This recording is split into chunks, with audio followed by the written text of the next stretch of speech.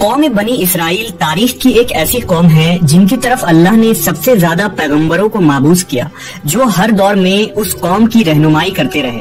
اللہ نے بنی اسرائیل کو ایک لمبے عرصے تک دنیا کے دوسرے اقوام پر سبقت دی اور دنیاوی عروج عطا فرمائی۔ بنی اسرائیل کو بے شمار نعمتوں سے بھی نوازا گیا تھا اور مقدس سرزمین بھی عطا کی گئی۔ اس کے باوجود یہ قوم اللہ کی نافرمان ثابت ہوئی۔ یہودیوں نے اپنی طرف بھیجے گئے بے شمار نبیوں کو قتل کیا، اللہ کے حکم کی پامالی کی اور ہر دور میں شرک میں مبتلا ہو گئے۔ یہ مجرم قوم جب عذاب میں مبتلا ہوتے تو اپنے پیغمبروں اور صالحین پر ایمان لا کر ان کی پیروی شروع کر دیتے، اور جیسے ہی ان پر سے یہ عذاب ہٹا دی جاتی وہ دوبارہ حق کے منکر بن جاتے اور اپنے وعدے سے پھر جایا کرتے تھے۔ قرآن مجید میں بنی اسرائیل کی سرکشی اور نافرمانی کے متعلق بہت سارے واقعات کا ذکر ہے، جن میں ایک قابل ذکر واقعہ سامری جادوگر کا واقعہ ہے، جس نے بنی اسرائیل کو بہکا کر انہیں ایک بچھڑے کی پوجا میں لگا دیا تھا۔ روایتوں کے مطابق سامری کا اصل نام موسیٰ ابن ظفر تھا۔ سامری جس سال پیدا ہوا تھا اس سال فرعون نے تمام اسرائیلی بچوں کو قتل کرنے کا حکم جاری کیا تھا۔ جب سامری کی ماں کو یہ خطرہ محسوس ہوا کہ فرعون کے سپاہی اس بچے کو قتل کر دیں گے تو اس نے اپنے بچے کو دور جنگل کے ایک غار میں رکھ دیا اور اوپر سے پتھر بند کر دی۔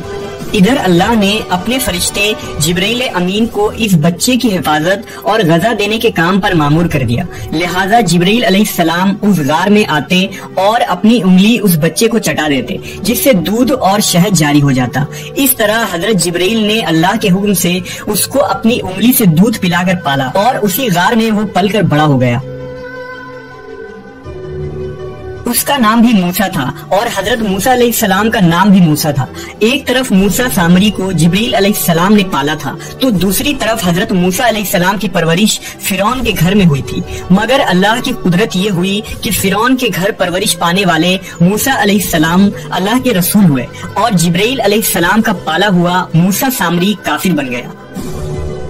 دراصل جب اللہ رب العزت نے بنی اسرائیل کو فرعون کی غلامی سے نجات دیا اور فرعون کو اس کے لشکر سمیت دریائے نیل میں غرق کر دیا تو یہ قوم حضرت موسیٰ علیہ السلام کے ساتھ وادی سینا میں ہجرت کر گئی۔ وہاں اللہ نے موسیٰ علیہ السلام سے وعدہ کیا کہ انہیں مقدس کتاب توریت عطا کی جائے گی، جو بنی اسرائیل اور بعد کے آنے والے لوگوں کے لیے ہدایت ہوگی۔ حضرت موسیٰ علیہ السلام کو یہ حکم ملا کہ وہ 30 راتوں کے لیے کوہ طور پر قیام کریں، اس کے بعد انہیں توریت دی جائے گی۔ لہٰذا حضرت موسیٰ علیہ السلام نے اپنے بھائی ہارون علیہ السلام کو اپنا خلیفہ مقرر کیا اور بنی اسرائیل کو اپنے بھائی کے سپرد کر کے انہیں یہ کام سونپا کہ جب تک آپ کوہ طور سے واپس نہ لوٹیں گے وہ اس قوم کے مسائل کو دیکھیں گے اور ان کا انتظام سنبھالیں گے۔ موسیٰ علیہ السلام کوہ طور پر چلے گئے، جہاں آپ پورے 1 ماہ روزے اور عبادت میں مشغول ہو گئے۔ ادھر شیطان مردود کو بنی اسرائیل کو بہکانے کا ایک سنہرا موقع مل گیا، لہذا سامری نے بنی اسرائیل کو بھٹکانے کا ارادہ کیا۔ موسیٰ سامری بنی اسرائیل کے ساتھ مصر سے ہجرت کر کے ساتھ آیا تھا۔ جب موسیٰ علیہ السلام کو کوہ طور سے واپس آنے میں تاخیر ہوئی اور 30 دن سے بھی زیادہ ہو گئے تو سامری نے بنی اسرائیل میں یہ افواہ پھیلا دی کہ موسیٰ علیہ السلام کی موت ہو گئی ہے۔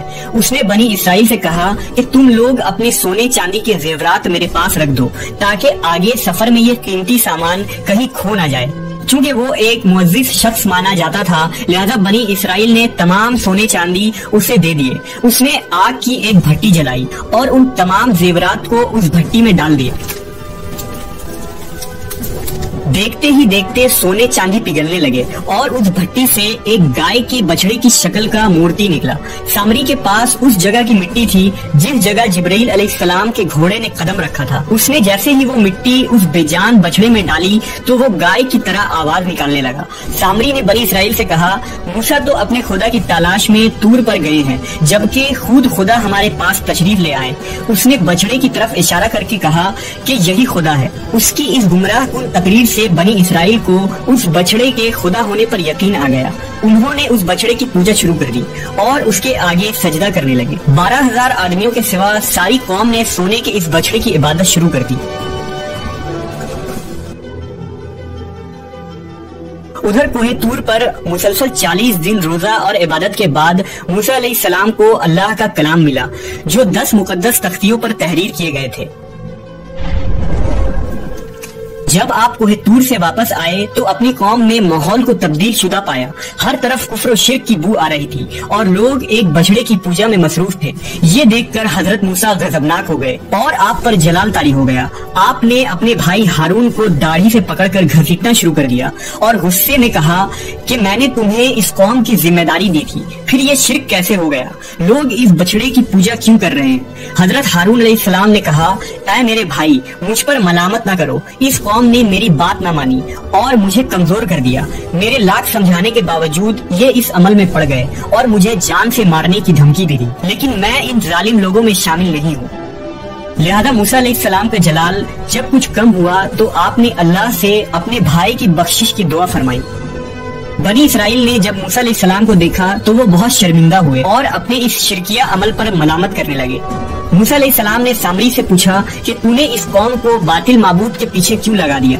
تو سامری نے کہا کہ میرے نفس نے مجھے اس کام کے لیے مجبور کیا تھا اور یہ میری فریب کاری تھی. حضرت موسیٰ نے اس بچڑے کو جلا کر راکھ کر دیا اور اس کے ٹکڑے ٹکڑے کر کے سمندر میں بہا دیا. روایتوں میں آتا ہے کہ موسیٰ علیہ السلام پر یہ حکم نازل ہوا کہ آپ 80 آدمیوں کو منتخب کر کے کوہ طور پر لے جائیں اور یہ سب لوگ بچڑا پوجنے والوں کی طرف سے معذرت طلب کرتے ہوئے یہ دعا مانگے کہ بچڑا پوجنے والوں کے گناہ معاف ہو جائے. لہذا موسیٰ علیہ السلام نے چن چن کر اچھے اور صالح آدمیوں کو ساتھ لیا اور کوہ طور پر تشریف لے گئے. جب لوگ وہاں معافی طلب کرنے لگے تو اللہ کی طرف سے آواز آئی, اے بنی اسرائیل, میں ہی خدا ہوں اور میرے سوا کوئی معبود نہیں. میں نے ہی تم لوگوں کو فرعون کے ظلم سے نجات دلا کر تم لوگوں کو بچایا ہے. لہذا تم لوگ فقط میری ہی عبادت کرو اور میرے سوا کسی کو مت پوجو. اللہ کا یہ کلام سن کر یہ 80 آدمی کہنے لگے, اے موسیٰ, ہم ہرگز آپ کی بات نہ مانیں گے جب تک ہم اللہ کو اپنے سامنے نہ دیکھ لیں. یہ 80 آدمی اپنے ضد پر قائم رہے کہ ہم کو اللہ کا دیدار کروائیں, ورنہ ہم ہرگز نہیں مانیں گے. حضرت موسیٰ علیہ السلام نے انہیں بہت سمجھایا لیکن وہ اپنی بات پر اڑے رہے, یہاں تک کہ اللہ نے اپنے جلال کا اظہار کچھ اس طرح کیا کہ ایک فرشتہ بھیجا جس نے ایک خوفناک چیخ ماری جس سے ان لوگوں کے دل پھٹ گئے اور یہ لوگ مر گئے. حضرت موسیٰ علیہ السلام نے اللہ سے ان کے دوبارہ زندہ ہونے کی دعا مانگی تو یہ لوگ دوبارہ زندہ ہو گئے اور اللہ پر ایمان لے آئے.